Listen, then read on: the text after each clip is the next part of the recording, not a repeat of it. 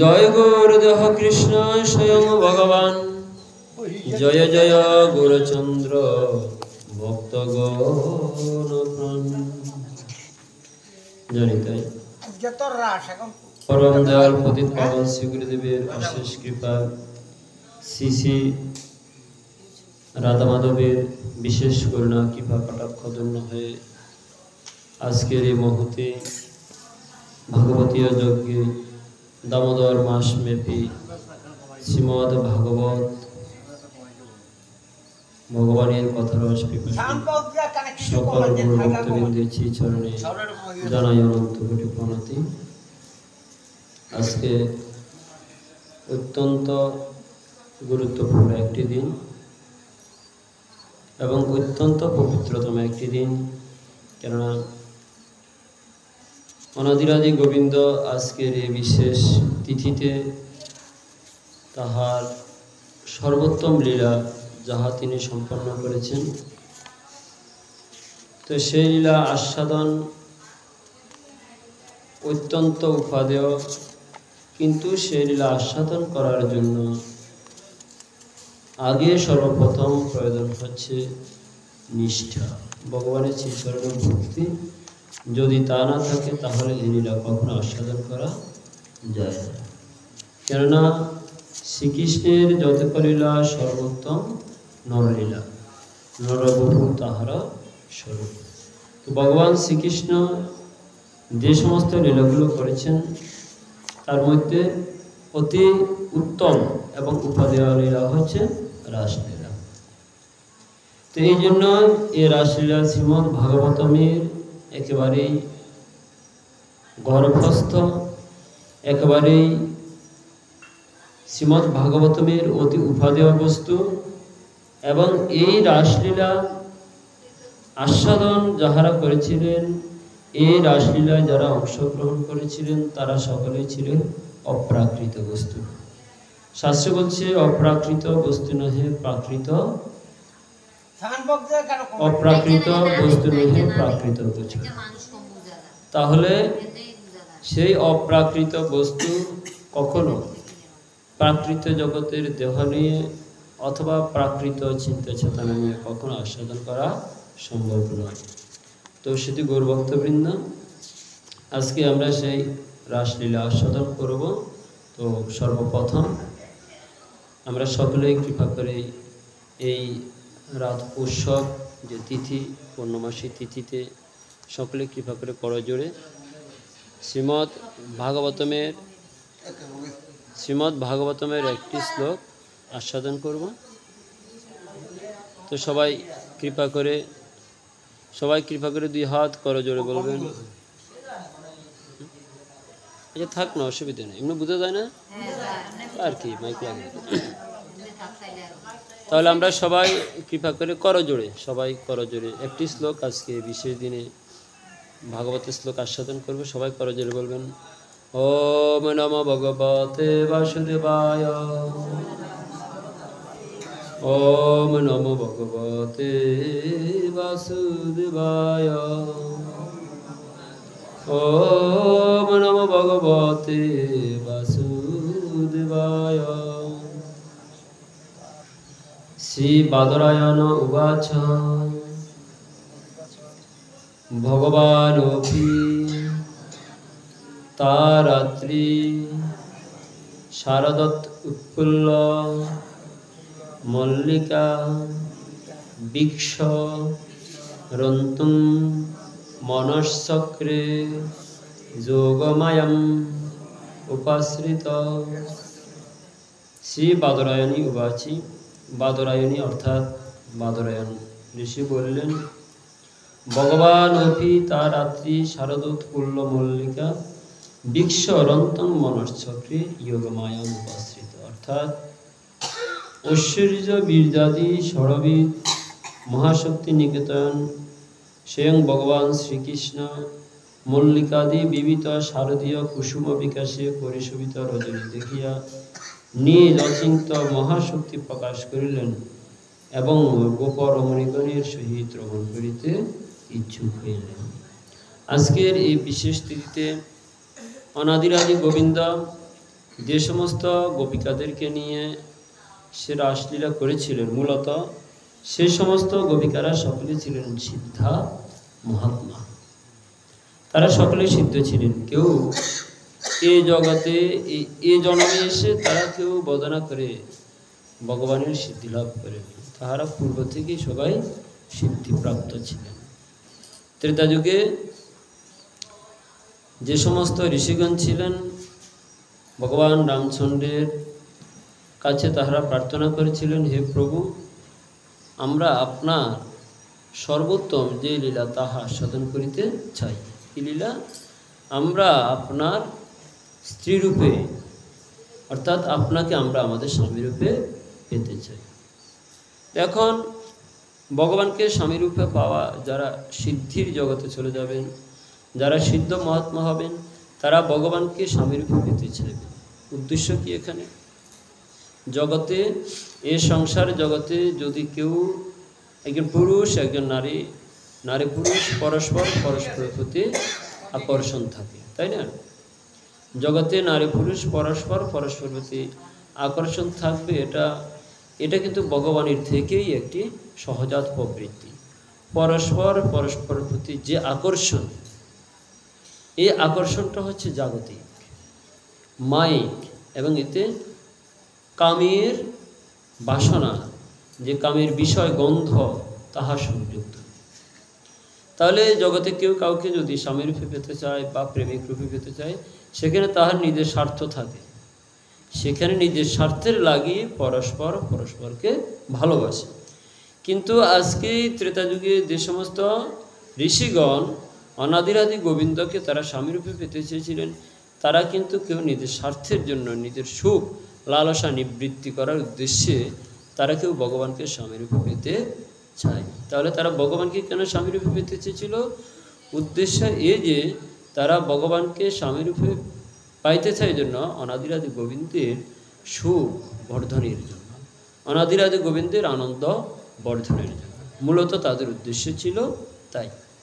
তো অনাদিরাদি গোবিন্দ বললেন যে, দেখো, তোমাদের যদি মনোবাসনা পূর্ণ করতে হয়, তাহলে এই দেহে তোমরা কিন্তু সে সুখ বা সে সেবা আমাকে দিতে পারবে না। তো আমি এই জন্মে তোমাদের মনের বাসনা পূর্ণ করিব না।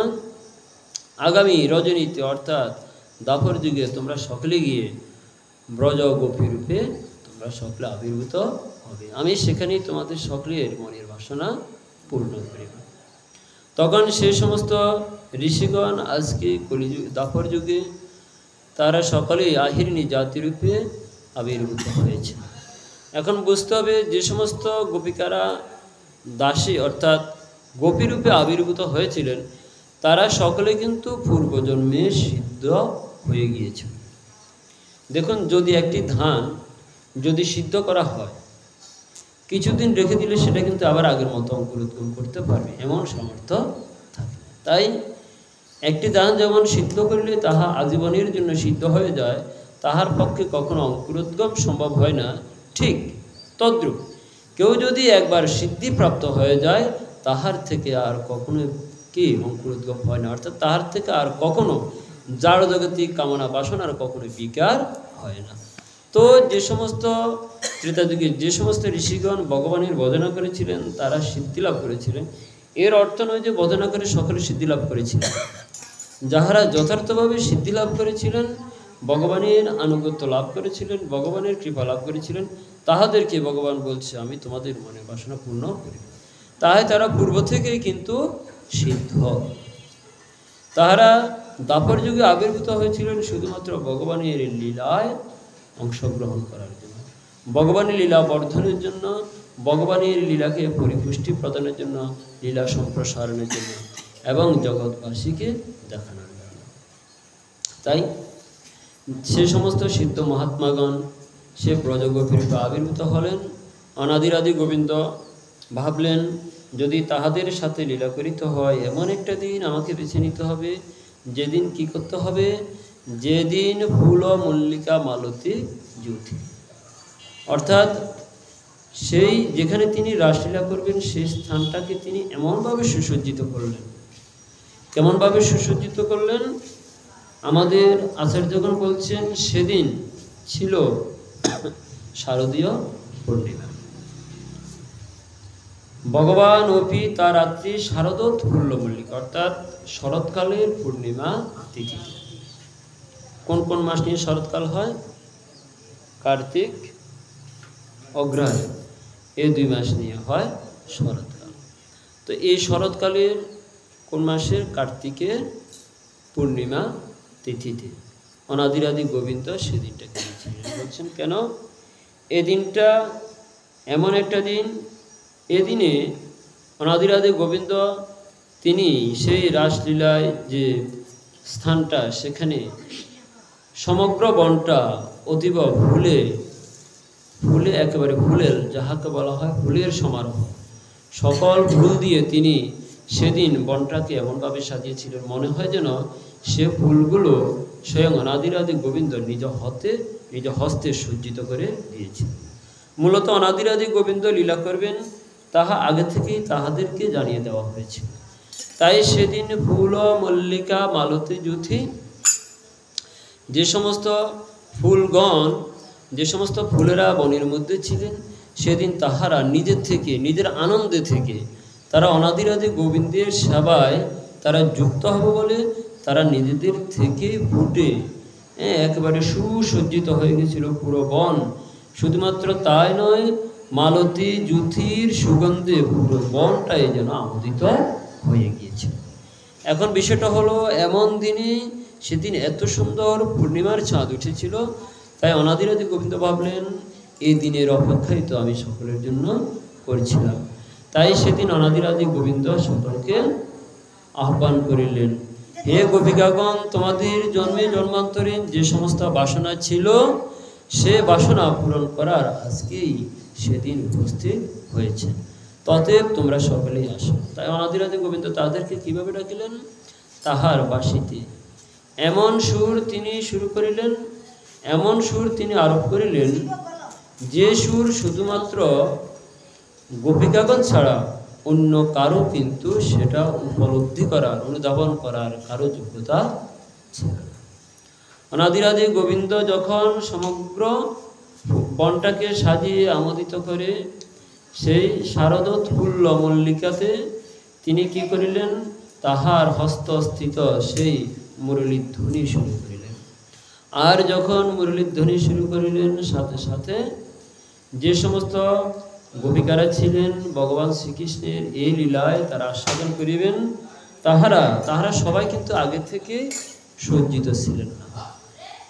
তারা কিন্তু সকলেই জানিতেন না যে অনাদিরাদি গোবিন্দ আজকেই তাহাদেরকে ডাকিবেন। তাই কেউ অনাদিরাদি গোবিন্দের জন্য সাজিতেছিল, তাহাদের মনে মনে জানা হয়েছিল। কেউ সাজিতেছে, কেউ হয়তো বস্ত্র পরিধান করেছে, কেউ চুল বাঁধিতেছে, কেউ খোঁপায় ফুল লাগাইতেছে, এক একজন এক একভাবে সজ্জিত হচ্ছিলেন। কিন্তু অনাদিরাদি গোবিন্দ যখনই মুরলীর ধ্বনি করিলেন, যে যতটুকু সেজেছে মনে হয় যেন তাহাদের কার কেউ ডুবে রাখতে পারছে। বাঁশি এমনভাবে বাজিতেছে, তারা বাঁশির সুর শুনে আর কেউ গড়ে থাকিতে পারিলেন না। বাঁশির সুর মনে হয় যেন তাহাদেরকে এমনিতেই টেনে নিয়ে যাচ্ছে। তাই তাহারা যে যতটুকু সেজেছে, যে যে অবস্থায় ছিল সে অবস্থায়, কেউ হয়তো তাহার সন্তানকে খাবার দিচ্ছিল, কেউ হয়তো স্তনপান করাচ্ছিল, সে অবস্থায় রেখে সে এমনিতেই ভগবানের উদ্দেশ্যে, মনে হয় যেন বাঁশির সুর শুনে তাহাদেরকে কেউ বিবশ করে ফেলেছে, এমনিতেই তাহাদেরকে টেনে নিয়ে চলে যাচ্ছে। তারা নিজেরাই জানে না তারা যে চলে যাচ্ছে। তাই কেউ নিজের স্তনপানরত দুগ্ধপোষের শিশুকে রেখে, কেউ হয়তো তাহার বস্ত্রাঞ্চলখানা এখন ঠিকমতো লাগাইও নেই, সে বস্ত্রাঞ্চলখানা মাটিতে আশ্রাতে আশ্রাতে, কেউ হয়তো এমন অবস্থা হচ্ছে তার স্বামীকে অন্ন দিচ্ছে, সে অবস্থায় ফেলে রেখে এক একজন এক একভাবে সে অবস্থায় চলে আসে। আর তাহারা যখন বনে আসিলেন, বনে আসার পর অনাদিরাদি গোবিন্দ বলছেন, অহো স্বাগতম সুস্বাগতম, তোমরা কেন বনে এসেছ? জিজ্ঞাসা করছেন অনাদিরাদি গোবিন্দ। তারা সকলে বললেন, হে গোবিন্দ, তুমি তো আমাদেরকে ডেকে এনেছ। বলছেন, তোমাদেরকে ডেকেছি বটে, তোমরা তো অন্য ঘরের রমণী, কারো স্ত্রী, কিন্তু যদি পরপুরুষ ডাকে তোমরা কি নিজের স্বামী সংসার ফেলে রেখে যাওয়া, এটা কি কোনো পতিব্রতা নারীর ধর্ম হতে পারে? তারা তো অনাদিরাদি গোবিন্দের কথা শুনে মনে হচ্ছে তো না, হে বসুমতী তুমি ফেটে যাও, আমরা তোমার মধ্যে প্রবেশ করি। বলে কেন? বলে যে অনাদিরাদি গোবিন্দ আমাদেরকে ডেকে এনেছে, আমরা সকল কিছু ত্যাগ করে আজীবনের জন্য সকল এই সংসারের মায়াবন্ধন ছিন্ন করে যে অনাদিরাদি গোবিন্দের জন্য বনে এসেছি, সে অনাদিরাদি গোবিন্দ বলছে আমরা গৃহে ফিরে যেতে। এটা কি কখনো সম্ভব হতে পারে? যে সকল সংসারের মায়াবন্ধন ছিন্ন করে, সংসারের সম্পর্ক ছিন্ন করে বনে এসেছে যাহার উদ্দেশ্যে, তিনি যদি বলেন তোমরা গৃহে ফিরে যাও, আমাদের তো গৃহের দরজা বন্ধ হয়ে গিয়েছে, আমাদের পক্ষে তো আর গৃহে ফিরে যাওয়া সম্ভব নয়। তখন তারা বলছে বসুমতী তুমি ফেটে যাও, আমরা যেন সেই তোমার গর্ভে প্রবেশ করি, কেননা আমাদের পক্ষে গৃহে ফিরে যাওয়া সম্ভব নয়। তখন অনাদিরাদি গোবিন্দ বললেন যে না, তোমরা তো সকলে পতিব্রতা রমণী, তোমরা সকলেই কেন এখানে এসেছো? যাও যাও, ওরে যাও যাও ফিরে যাও হে, আমার সরল কথা বিশ্বাস করো, তোমরা যাও যাও ফিরে যাও হে। যখনই গোবিন্দ এই কথা বলছেন তখন আর কেউ কোনো কথা বলতে পারছেন না। তাহাদের মধ্যে এক রমণী অতি তেজস্বী ছিলেন, তিনি বলছেন দেখো গোবিন্দ, আমরা আমাদের সকলের সংসার বন্ধন ছিন্ন করে আমাদের সংসারে স্বামী সাথে আমাদের যে সম্পর্ক, সকল সম্পর্ক ত্যাগ করে আমরা তোমার চরণে এসেছি নিজেকে সমর্পণ করতে। তো তুমি যদি আমাদেরকে গ্রহণ না করো তাহলে তো আমাদের মৃত্যুবরণ করা ছাড়া আর কোনো উপায় নেই। তখন আদিরাদি বলছে যে দেখো, একজন পতিব্রতা রমণীর স্বামী, তাহার জন্য হচ্ছে প্রধান গুরু। তো তোমরা স্বামীর অনুমতি ব্যতীত যদি আসো, সে নারী তো কখনো পতিব্রতা রমণী হতে পারে না। আর যে নারী পতিব্রতা নয়, আমি কেন তাহাকে গ্রহণ করিব? দেখুন কৃষ্ণ তাহাদেরকে কিভাবে পরীক্ষা করছে। ভগবানের পরীক্ষা, ভগবান তাদের সাথে যে লীলাবিলাস করবেন, ভগবান যাহাদের সাথে সর্বোত্তম লীলাবিলাস করবেন, সে লীলা কারা অংশগ্রহণ করতে পারবে? সাধারণ যোগ্যতা নিয়ে কেউ কখনোই লীলা অংশগ্রহণ করতে পারে না। এভাবে কৃষ্ণ তাহাদের হৃদয়ে যথেষ্ট রূপে বাণ দিচ্ছেন, বাণ মারছেন যে তোমরা গৃহে ফিরে যাও। অর্থাৎ ভগবান পরীক্ষা করছেন, দেখি তাহাদের মনের মধ্যে আমার সাথে তাহাদের এই লীলা অংশগ্রহণ করার মতো তাহাদের কতটুকু হৃদয়ের দৃঢ় বাসনা আছে, নাকি টোটকা বাসনা নিয়ে এসেছে, তা তো প্রমাণ করতে হবে। তাই ভগবান বিভিন্নভাবে বলছেন যে তোমরা গৃহে ফিরে যাও। তারা বলছেন অনাদিরাদি গোবিন্দ, আমাদের পক্ষে আর গৃহে ফিরে যাওয়া সম্ভব নয়। বলছে দেখো, একজন নারী যদি স্বামীর অবাধ্য হয় তাহলে সে নারী কখনো পতিব্রতা নয়। অতএব তোমরা পতিব্রতা ধর্ম পরিত্যাগ করেছ। কেউ যদি নিজ স্বামী ত্যাগ করে পরপতির প্রতি আকৃষ্ট হয় তাহলে সে নারীকে জগতের কেউ কি ভালো নারী বলবে? তোমরা তো সে কাজটাই করেছ। তখন তারা বলছে হে অনাদিরাদি গোবিন্দ, আমরা আমাদের উপপতিকে পরিত্যাগ করিয়া আমাদের আসল পতির নিকট আসিয়াছি। তুমি হচ্ছ জগতের পতি, তুমি আমাদের সকলের পতি, আর আমাদের গৃহে যে পতি ছিল সে ছিল আমাদের উপপতি। বলে কেন? বলে তাহার সাথে ছিল আমাদের দৈহিক সম্পর্ক, কিন্তু হে অনাদিরাদি গোবিন্দ, তোমার সাথে তো আমরা দৈহিক সম্পর্ক করতে আসি। বলে কেন এসেছ? বলে তোমার সাথে আমাদের জন্মান্তরীণ সম্পর্ক। মানে গৃহে যে পতি, বলে তার সাথে শুধুমাত্র এই জন্মের সম্বন্ধ, এ হচ্ছে ক্ষণিকের সম্বন্ধ, কিন্তু তোমার সাথে আমাদের সম্বন্ধ ছিল জন্মান্তরীণ সম্বন্ধ। তো এখন তুমি বলো, জন্মে যে তুমি আমাদের পতি, তুমি কি আমাদের আসল পতি, না এক জন্মে যিনি আমাদের পতি তিনি আসল পতি? অনাদিরাদি গোবিন্দ তাহাদেরকে বলছেন যে দেখো, এই জন্মে যাহার সাথে তোমার সম্বন্ধ হয়েছে তুমি কি সে সম্বন্ধে কখনো অস্বীকার করতে পারো? তারা বলছে না হে গোবিন্দ, আমরা অনেক আশা নিয়ে এসেছি তোমার চিঠিতে, তাই তুমি আমাদেরকে কৃপা করে গ্রহণ করো। যা হোক, অনাদিরাদি গোবিন্দ তাহাদেরকে অনেক কথাই বলিলেন। তো তারা সকলে বলিলেন, হে অনাদিরাদি গোবিন্দ, তুমি যদি আমাদেরকে গ্রহণ না করো তাহলে এক্ষুনি আমরা সবাই যমুনাতে প্রাণ বিসর্জন করি। তারা সকলে সিদ্ধান্ত নিলেন, তুমি যদি আমাদের গ্রহণ না করো, আমাদের যেহেতু গৃহে ফিরে যাওয়ার কোনো সুযোগ নেই, তোমার উদ্দেশ্যে এসেছি, তুমিও যদি গ্রহণ না করো তাহলে আমাদের এই জীবনের কোনো মূল্য নেই। তখনই তাহারা সিদ্ধান্ত নিলেন যে তুমি যদি আমাদের গ্রহণ না করো, মৃত্যুবরণ করা ছাড়া আমাদের আর কোনো উপায়। যখনই তারা এই সিদ্ধান্ত নিলেন, তখন অনাদিরাদি গোবিন্দ বলছেন, আরে না না, আমি তো তোমাদেরকে শুধুমাত্র পরীক্ষা করছিলাম যে তোমাদের আসলে আদৌ আমার সাথে কি তোমাদের ভালোবাসার সম্পর্ক আছে কি না, আমার প্রতি তোমাদের ভালোবাসা কতটুকু, সেটা শুধুমাত্র পরীক্ষা করার জন্য আমি কথাগুলো বলেছিলাম। তখনই অনাদিরাদি গোবিন্দ আজকে সে সমস্ত বদাঙ্গনাকে বললেন, ঠিক আছে, তোমরা যেহেতু এসেছ, তোমরা আমার কাছে এসেছ, অতএব তোমরা তোমাদের মনের বাসনা পূর্ণ করো। তখন অনাদিরাদি গোবিন্দ কী করলেন, কারণ এই রাসলীলা অত্যন্ত গুরুতম লীলা, তো এই লীলাটা আমি যতটুকু আস্বাদন করাবো একেবারে গভীরতম প্রবেশ করিব না, শুধুমাত্র সংক্ষেপে বলিব, কারণ আমাদের আজকে সময়ও কম। এটা যদি আমি গভীরতম ভিতরে প্রবেশ করি তাহলে শ্লোক অনুযায়ী যদি আস্বাদন করি তা অনেক আস্বাদনীয় হবে এবং অনেক ধৈর্যের বিষয় হবে। তো এটা অন্তত আলোচনা করতে অনেক একটা সময় লাগবে। তো সংক্ষেপে আস্বাদন করি আমরা। অনাদিরাদি গোবিন্দ যখন সে সমস্ত ব্রজগোপিকাদের সাথে লীলা করছেন, কেউ অনাদিরাদি গোবিন্দকে কী করছেন, চরণ সেবা করছেন, কেউ অনাদিরাদি গোবিন্দের বস্ত্র পরিয়ে দিচ্ছেন, কেউ গোবিন্দের চরণে ফুল দিয়ে গোবিন্দকে সাজাচ্ছেন, এক একজন এক একভাবে গোবিন্দকে সাজাচ্ছেন।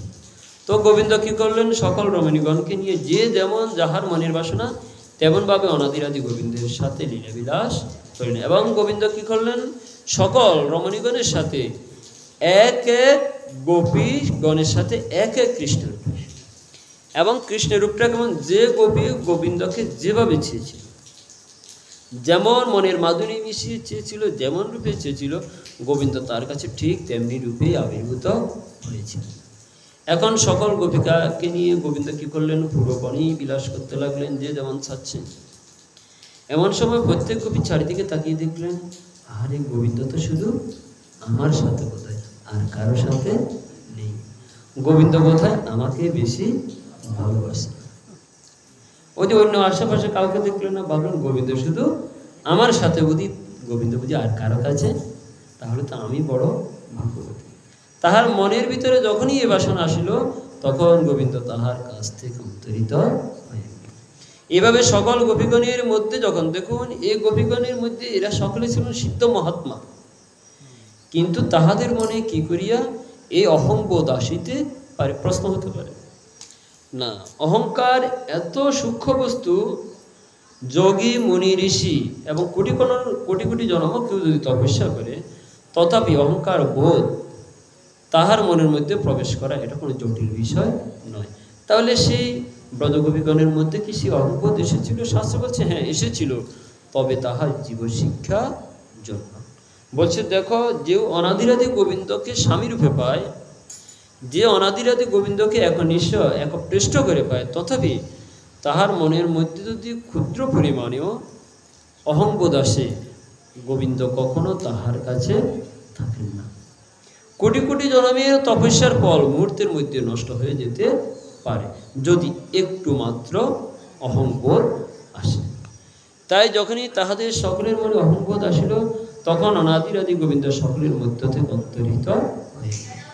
একমাত্র শ্রীমতী রাধারানীর সাথে গোবিন্দের এখন লীলাবিলাস চলছে, আর কারো কাছে কিন্তু গোবিন্দ এখন আর নেই। এখন সকল গোপিকাগণ কৃষ্ণকে খুঁজিতেছেন, ওই কৃষ্ণ কোথা কৃষ্ণ, তারা ওই কৃষ্ণ কোথা কৃষ্ণ, হে কৃষ্ণ দেখা দাও বলে সকলে কাঁদিতে লাগলেন। আর যখন তারা সকলে দিকবিদিক খুঁজিতে লাগলেন, এক এক গোপী এক একজনকে জিজ্ঞাসা করছে, তুমি কি কৃষ্ণকে দেখেছ? বলে হ্যাঁ, আমার কাছে তো কিছুক্ষণ আগেও ছিল, এখন আমি গোবিন্দকে খুঁজে পাচ্ছি। যখন তাহারা সকলে মর্মাহত হলেন, তখনও সে সময় শ্রীমতী রাধারানীর নিকট অনাদিরাদি গোবিন্দ ছিলেন, কেননা রাধারানীর মনের মধ্যে তখনও কিন্তু এ বোধ আসেনি। তো শাস্ত্রে সেখানে রাধারানীর নাম উল্লেখটা করা হয়নি, বলছে কোন এক গোপী বলে সেখানে সম্বোধন করা হয়েছিল। সুখদেব গোস্বামী শ্রীমতী রাধারানীর নামটা মুখে আনেনি, কেননা রাধা নামটা এতই মহিমাময়, যদি তিনি রাধার নামটা মুখে উচ্চারণ করতেন তাহলে কিন্তু তিনি রাধাভাবে আবিষ্ট হয়ে যেতেন। আর যদি তিনি রাধাভাবে আবিষ্ট হয়ে যান, তিনি যদি রাধা ভাবের মধ্যে ডুবে থাকেন, তাহলে পরীক্ষিত মহারাজকে আর ভাগবত রস আস্বাদন করা তাহার সম্ভব হবে না। কেননা দেখুন, রাধা শব্দটা আমাদের কাছে সামান্য মনে হতে পারে, আমরা হয়তো মনে করতে পারি দুটি অক্ষরের একটি শব্দ, আমরা হয়তো উড়িয়ে দিতে পারি, কিন্তু এ রাধা শব্দের মহিমা কি, যাহারা রাধারানীর কৃপাপাত্র তারা ব্যতীত রাধা নামের মহিমা অনুধাবন করা সম্ভব নয়। তো আমরা তো বিশেষ করে আমার তো রাধারানীর কৃপাই নেই, অতএব আমি রাধারানীর মাহাত্ম্য বা কি বুঝবো। কিন্তু সুখদেব গোস্বামী তো ছিলেন একেবারেই কৃষ্ণানন্দ, অর্থাৎ কৃষ্ণানন্দী, তাই রাধা নামটা তিনি যখনই শুনেন তখনই তিনি ভাবে বিভোর হয়ে যান, রাধার চরণে তিনি বিভোর হয়ে যান। তাই তিনি রাধা নামটা উচ্চারণ করলেন না, বললেন এই সকল গোপীগানের মধ্যে এক গোপী, যিনি কৃষ্ণের একনিষ্ঠ একপৃষ্ঠা মহাবাবা স্বরূপিণী, তিনি একমাত্র অনাদিরাদি গোবিন্দের সাথেই লীলাবিলাস করছেন। এখন যখন লীলাবিলাস করলেন, রাধারানীও তাকিয়ে দেখলেন যে সকলে গোপী কি করছে, কৃষ্ণকে অন্বেষণ করে বেড়াচ্ছে, খুঁজে পাচ্ছে না, একমাত্র গোবিন্দ তাহার কাছেই আছে। অতএব তিনি বোধহয় সকল গোপিকাদের মধ্যেই একমাত্র গোবিন্দকে পেয়েছেন, আর কেউ পায়নি। যখন রাধারানীর মনের মধ্যে এই বোধ আসলো, যা হোক কৃষ্ণ এবং রাধারানী দুজনেই লীলা করছেন, কিছু দূর যেতে যেতে এভাবেই তখন রাধারানী বললেন, হে গোবিন্দ, যে আমার পক্ষে আর হাঁটা সম্ভব নয়, তুমি কৃপা করে আমাকে পড়ে নাও। এখন কৃষ্ণ কি করলেন, দেখিলেন যে রাধারানীর মধ্যেও কিন্তু এমন বোধ এসেছে যে যেন আমি একমাত্র, তাহার অন্য কারো নহে। যখন রাধারানীর মধ্যেও এমন ভাবটা আসলো যে গোবিন্দ একমাত্র আমাকেই ভালোবাসে, আর বোধ হয় কাউকে ভালোবাসে না, এমন ভাবটা আসলো, তখন গোবিন্দ কি করলেন, শ্রীমতী রাধারানীর থেকে অন্তর্হিত হয়ে গেল। এখন রাধা সহ সকল গোপিকাগণ মিলেই কৃষ্ণকে খুঁজিতেছে। যখন তারা কৃষ্ণকে খুঁজিতে খুঁজিতে একটা সময় তাহারা সকলেই কৃষ্ণ চিন্তা করিতে করিতে, কৃষ্ণকে তাহারা আরাধনা করিতে করিতে, কৃষ্ণ গুণগান কীর্তন করিতে করিতে একটা সময় তাহারা যখন ভাবিলেন কৃষ্ণকে বোধহয় আমরা আর পাব না, আমরা এ বনের মধ্যে আত্মত্যাগ করিব, আমাদের আর জীবনের কোনো মূল্য নেই, একদম শেষ পর্যায়ে তখন অনাদিরাদি গোবিন্দ তাহাদের সম্মুখে আবার প্রকটিত হইলেন। তো মূলত রাসলীলার এই বিষয়টা ছিল যে যখনই অহংবোধ থাকবে তখন গোবিন্দ তাহার একনিষ্ঠ একত ভক্ত হলেও যদি তাহার মধ্যে অহংবোধ থাকে, কৃষ্ণ ভক্তিও তার থেকে দূরে চলে যায়, কৃষ্ণ কখনো তাহার নিকট থাকে না। মূলত এই রাসলীলার আরও অনেক মাহাত্ম্য আছে, যদি আমরা শ্লোকে অন্তর্ভুক্ত হই, এখানে অনেক গুরুত্বপূর্ণ তত্ত্ব আছে। তো জনিতাই আমরা আজকে আর বেশি দূর অগ্রসর হব না, আমাদের বাবা দিনে এসেছে, কিন্তু দুর্ভাগ্য আমরা অল্প সময়ের মধ্যে আজকে শ্রীপাঠ এখানে বিশ্রাম রাখতে হবে। আমরা সবাই আজকে, কারণ যেখানে রাধাকৃষ্ণের মিলন হয়েছে, তো সেই মিলন মন্দিরেই যদি না যাই আমরা, তাহলে তো আমরা সেই লীলার সর্বশ্রেষ্ঠ আস্বাদনটা করতে পারব না। তাই আমরা আজকে এখান থেকে সকলেই আজকে রাসলীলার অর্থাৎ রাধাকৃষ্ণের যে মিলন হয়েছে সেটার পূর্ণ সমাপ্তি আমরা করব গিয়ে মিলন মন্দিরে। তো যাহারা সেই লীলা আস্বাদন করতে চান তাহারা সকলেই কৃপা করে মিলন মন্দিরে যাবেন। আজকে শ্রীপাঠ এখানে বিশ্রাম রাখবো, আমাদের মায়েরা অনেক ধৈর্য ধরে বসে আছেন, মিলন মন্দিরে যাবেন। তো আমরা আজকে আর আলোচনা দীর্ঘায়িত করবো না, আগামীকাল আমাদের শ্রীপাঠ আবার যথারীতি শুরু হবে। বলো শ্রী গুরু নিতাই গৌর সীতানাথ।